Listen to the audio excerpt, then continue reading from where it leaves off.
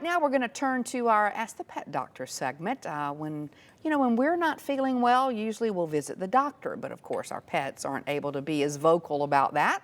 So we have to look for the signs that they give us to know when they need to go to the veterinarian. Dr. Jerome Williams with Red Mountain Animal Clinic joins us this morning. Good morning, sir. Good morning. Got a new haircut here. Yes, yes. How about that? Good morning. Good to see you. So yeah, I mean, it makes sense. And I brought the dog that we have, the foster dog that we ended up keeping, because her nails had gotten too long. Yes. And one of the topics you want to talk about is something you had to do for her yesterday, and that is the anal glands. Yes, I don't want to talk about it, but it has to be talked about. All right, what's happening with the dog when there's something going on with their anal glands? Well, there are two glands at the base of the rectum that are similar to the glands that are in skunks. They give a foul odor, and they express normally with fear or excitement or with normal bowel movements. And one of the signs that we'll see when there's a problem is them scooting the rear along, and or biting at the base of the tail. And when that happens, the glands need to be expressed. And the worst case is when the glands will get filled and become abscessed. We see about one of those a month. So it's a serious situation. It's not just nasty situation. It can become dangerous. Right, yes, it can be. It can be. Now, if you bathe your dog yourself, then if you learn to express those glands, it'll be good.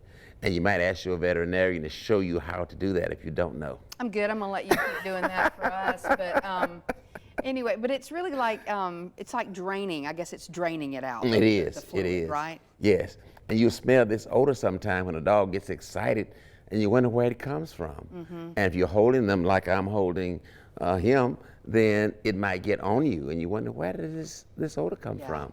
And many times it's the anal glands. And it's worth checking just because it can be very irritating to them even before it becomes dangerous. Yes, so. And another thing that does happen, you heard the old saying that when they drag the rear many times they have worms. Tapeworm segments can get down in the glands and cause irritation, and that would cause them to drag the rear and bite at the rear also. These aren't lovely things to talk about, but they are important. So. At breakfast time. At breakfast time. All right, we will move to the next one, which is equally nice, ear mites. Yes, yes. Talk about that. Ear mites are one of those things that get down in the ear, and they cause a lot of irritation. Now, where do they come from? From the grasses, from the weeds. So just being outside? Yes. Where we see most of them, though, is coming from new puppies.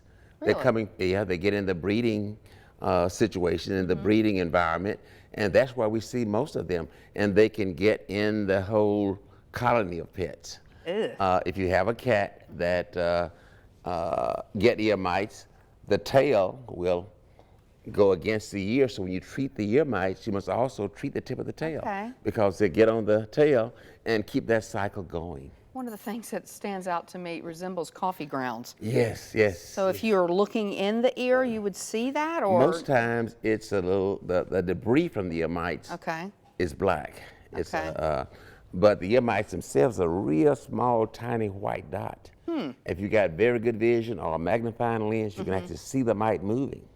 They're very tiny. All right, so I guess as we wrap up, the lesson here is obviously look for things, but even before you see something, an annual checkup will certainly help. Oh, absolutely. And you would check from... All of that is checked for when you take your dog in for its annual visit or semi-annual visit. Okay. Well, they are our babies too, so we want to take care of them. Dr. Jerome Williams, Red Mountain Animal Clinic. Thank you, sir. And we're getting busy. We're getting active. That's right. We're ready to go play.